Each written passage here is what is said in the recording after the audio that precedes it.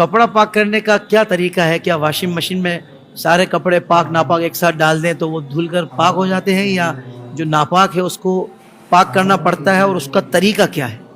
دیکھیے، washing machine کے حوالے سے جو آپ نے سوال کیا کہ پاک اور ناپاک کپڑے جان بوجھ کر ڈالنا، جی، یہ ناجائز اور گناہ ہے، اس لیے اچھا، کہ کسی پاک چیز کو ناپاک کرنا یہ گناہ ہوتا ہے۔ صحیح، اگر میرے علم میں ہے کہ یہ کپڑا ناپاک ہے اور پھر میں اس ناپاک کپڑے کو پاک کے ساتھ ملا کر دھو دوں گا تو ظاہر ہے کہ جو پاک ہیں وہ بھی اس کے ساتھ مل کر ناپاک ہو جائیں گے، یہ ٹھیک گناہ ہے، ہے۔ اس لیے خواتین کو یہ خیال کرنا چاہیے کہ جب وہ کپڑے دھوئیں تو جن کپڑوں پر ناپاکی نظر آ رہی ہے یا ان کے علم میں ہے کہ یہ کپڑے ناپاک ہے تو پھر انہیں ان ناپاک کپڑوں کو پاک کپڑوں کے ساتھ ملا کر واشنگ مشین میں نہ دھوئیں، بلکہ پہلے ناپاک کپڑوں کو علیحدہ کر لیں، انہیں پاک کیا جائے، پھر ان کو دیگر کپڑوں کے ساتھ ملا کر دھونا چاہیے۔ ٹھیک ہے، کپڑا پاک کرنے کا طریقہ کیا ہے؟ اس میں دو صورتیں ہوتی ہیں۔ ایک ہے کہ آپ اگر جاری پانی میں کپڑا پاک کر رہے ہیں، جیسے نل کا پانی ہے، جاری پانی کے حکم میں ہے، تو اگر آپ جاری پانی میں کپڑا پاک کر رہے ہیں تو اس کا طریقہ یہ ہوتا ہے کہ آپ کپڑے کو اس پانی کے نیچے لے جائیں اور اتنی دیر تک آپ دھوتے رہیں کہ آپ کا غالب گمان یہ کہے کہ پانی ناپاکی کو لے کر جا چکا ہے۔ اتنی دیر تک اگر آپ نے دھو لیا تو یہ کپڑا آپ کے حق میں پاک ہے۔ صحیح، لیکن اگر آپ جاری پانی میں کپڑا پاک نہیں کر رہے، مثلا آپ مگ سے لے کر ایک مگ ہے اس سے پانی لے کر ڈال کر آپ پاک کر رہے ہیں، تو اس میں پھر یہ دیکھا جائے گا کہ وہ جو ناپاکی کپڑے پر لگی ہے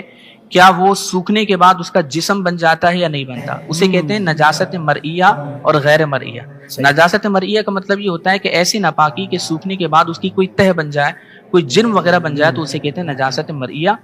اور ایسی ناپاکی کے سوکھنے کے بعد اس کا کوئی جسم وغیرہ نہ بنے، یہ غیر مرئیہ کہلاتی ہے۔ ٹھیک ہے، تو اگر نجاست مرئیہ کپڑے پر لگی ہے اور جاری پانی میں کپڑا پاک نہیں کر رہے تو اس کا طریقہ یہ ہوتا ہے کہ بس آپ کپڑے کو اتنا دھوئیں کہ وہ پانی اس نجاست کے عین کو ہٹا دے، وہ جو عین نجاست ہے اس کو زائل کر دے اور ساتھ ساتھ اس کا اثر بھی ختم ہو جائے، ٹھیک، تو یہ کپڑا پاک ہو جائے گا۔ صحیح، ہاں، اگر اثر زائل کرنے میں جیسے صابن وغیرہ استعمال کرنا پڑے گا، ناپاکی اپنے مقام سے ہٹ چکی ہے لیکن اس کا نشان ابھی باقی ہے، تو اگر نشان زائل کرنے میں اگر صرف یا صابن وغیرہ استعمال کرنے کی ضرورت پڑے گی تو فقہا فرماتے ہیں کہ پھر یہ نشان معاف ہے، اس میں اس شخص کو اس کا مکلف نہیں کیا جائے۔ صحیح، دوسری صورت یہ کہ نجاست غیر مرئیہ لگی جس کا سوکھنے کے بعد کوئی جسم وغیرہ نہیں بنتا، اس کا حکم یہ ہوتا ہے کہ اگر وہ جاری پانی میں پاک نہیں کر رہے تو اسے 3 مرتبہ دھونا، ہر بار پوری طاقت سے نچوڑنا، یہ شرط ہوتا ہے، یعنی پہلے اس کو اچھی طرح دھوئیں گے اور پوری طاقت سے نچوڑیں گے کہ کوئی قطرہ نہ گرے، پھر دوسری مرتبہ دوبارہ دھوئیں گے اور پھر دھونے کے بعد پھر دوبارہ اتنی طاقت سے نچوڑیں گے کہ کوئی قطرہ نہ گرے، پھر تیسری مرتبہ دوبارہ اس کو اچھی طرح دھوئیں اور پھر پوری طاقت سے جب نچوڑ لیں گے تو اب یہ کپڑا اور یہ ہاتھ دونوں پاک ہو جائیں گے۔ صحیح۔